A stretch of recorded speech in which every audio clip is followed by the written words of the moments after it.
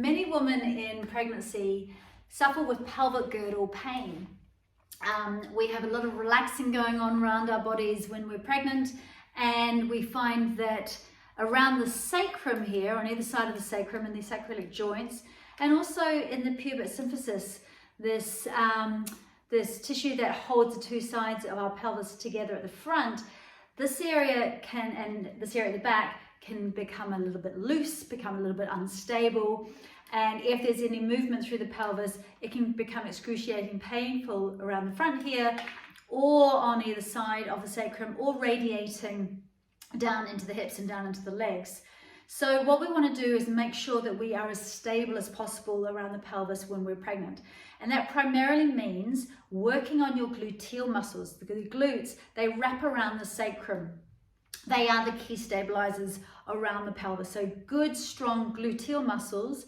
We want to make sure that we have good posture, especially if we're sitting for a long time. We don't want to be tucking the tail under. We want to have a nice elongated spine and a pelvis that is in neutral, so not tucked like so. We also want to make sure that our pelvic floor muscles are well toned, so not too tight, but we want to have good pelvic floor function, and we want to be working from the pelvic floor up into the deep transverse abdominal muscles and the extensor muscles at the back to stabilize around the spine. So I'm just going to do a couple of exercises that can help you maintain good gluteal strength and also work into the deep pelvic floor muscles and the deep transverse abdominal muscles in our core. So when we're standing, we can do squats. Now when we're squatting, the important thing is to make sure that our feet stay parallel and our weight stays on our heels. So we're not putting our knees forward and putting weight through the toes. Instead, knees stay on top of ankles and our bottom just goes back behind us. You can see my knees are directly on top of my ankles here. They're not going forward. Take the arms out in front of you to counterbalance. Drop down as far as you feel comfortable to do so. So it's like you've got a tail and someone's pulling your tail back and down. And then from here, on an exhale, you push the floor away. You drive your heels down into the ground. And as you come up, you kind of squeeze your gluteal muscles, your bum muscles, in towards your sitting bones. And then we drop back down again. We exhale. We push the floor away with the heels to come up. So we kind of drive our way up in order to work the back line of the body, works into the extensor muscles too. We're also, as we come up, trying to draw bubby towards spine to get into those deep transverse abdominal muscles. So the whole core's working, pelvic floor's working, bum is working, thighs are working. Exhaling to drive up, like so. So squats are a wonderful way to tone overall, but to really stabilize the pelvis in particular. If you've got a birthing ball, these can be fantastic for helping you to release the muscles around the hips and keep the lower back just nice and open, but without putting uneven pressure through the pelvis. So rather than walking with big strides, etc., we can still have mobility around the pelvis, but on a birthing ball like this, we're getting that mobility without putting extra pressure, asymmetrical pressure through the two sides of the pelvis. So rolling around on your birthing ball, doing sort of big circular movements, great for deep transverse abdominal muscle toning. It releases in the back, releases the hips. It just opens up the pelvis around the pelvic floor as well. We can also do tucking the tail and then releasing. Exhaling to tuck, bring bubby to spine, release. This can relieve lower back pain, and it's also, again, a great way just to tone deep into the transverse abdominal muscles and also the pelvic floor. So as we exhale, we're doing a little gather in and lift, bubby into spine. I'll just go sideways so you can see the movement there. So it's an exhale and then an inhale. Like cat and cow on the ground, but just sitting maybe at your desk doing some of this movement here. Beautiful. Okay, so the next one is if you come down onto your knees, you might need a birthing ball or a chair just to put your fingers on top of.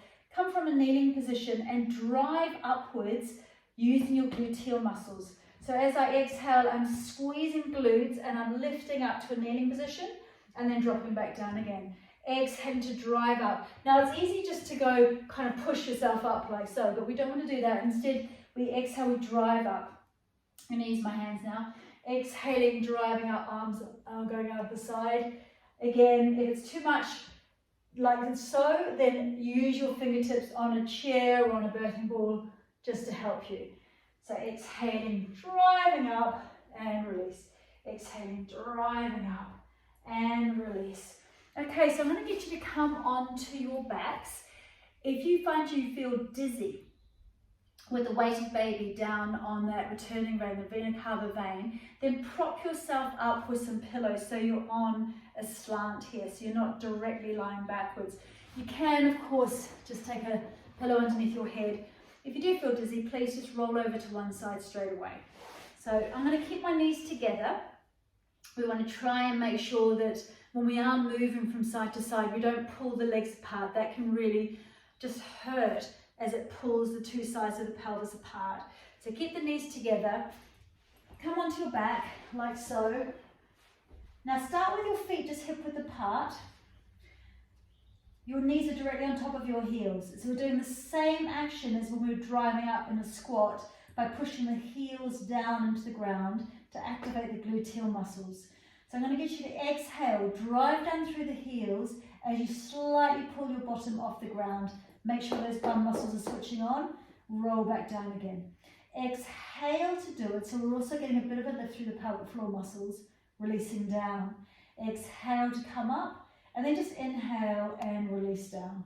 So do a few of these where we start to get the action of heels pushing down to start the movement. And then bit by bit, come up a little bit higher. So we're massaging up the spine and then down. And then up the spine and then down. All the action's coming from the heels pushing into the ground as I come up.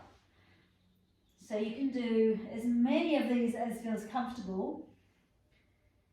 And I'm going to get you to add on a pulse, and we're going to switch on our deep inner thigh muscles, the abductor muscles, and we're even deeper into the pelvic bowl. So take your feet a tiny bit further apart on your mat. Keep your toes parallel so they're not turning out to the sides. Keep them as parallel as possible. And now we exhale, we drive up through the heels, we take the bottom off, we're activating through the glutes here.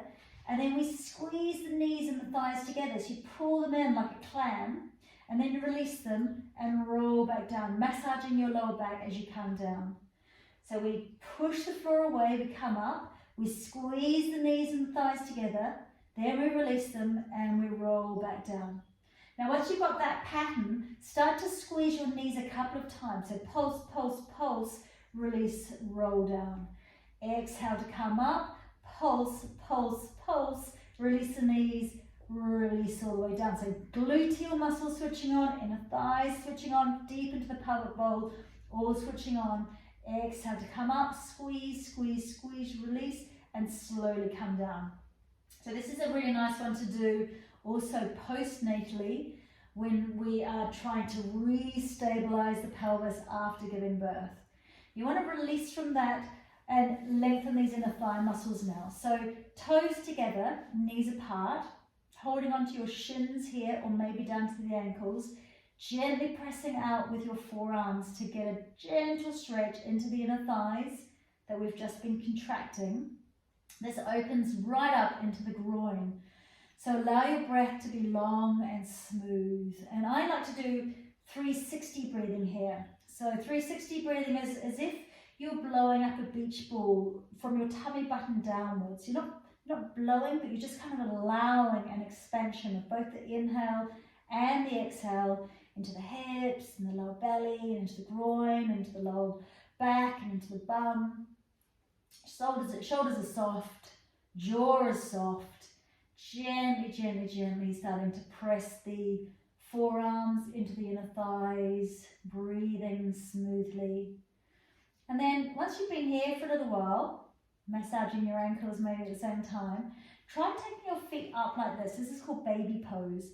So we want to take our hands either onto shins or ankles Or you might even get your fingertips to reach into the arches of your feet, like a baby holding their feet. Shoulders want to be down though, so make sure you're not rounding through the shoulders and rounding through the tail. You want to press the shoulders back and press the pelvis down into the ground, slowly opening up the knees, slowly opening up the feet, breathing smoothly. Some of my students will use a strap over their feet, so using either a scarf or a strap to kind of hold their feet in place, and it just means they don't round their shoulders so much. So if you need to use the strap for this one, then please do so. So this is like squatting, but we don't of course have gravity pressing down as well through the pelvic floor muscles. We can just relax them, open them, soften the inner thighs. Beautiful. And there we go. Just a few exercises to strengthen the glutes, to start to strengthen the pelvic floor and deep core muscles, and then to release everything afterwards. Give yourself a little roll through the head, a little roll through the shoulders. Release, release, release.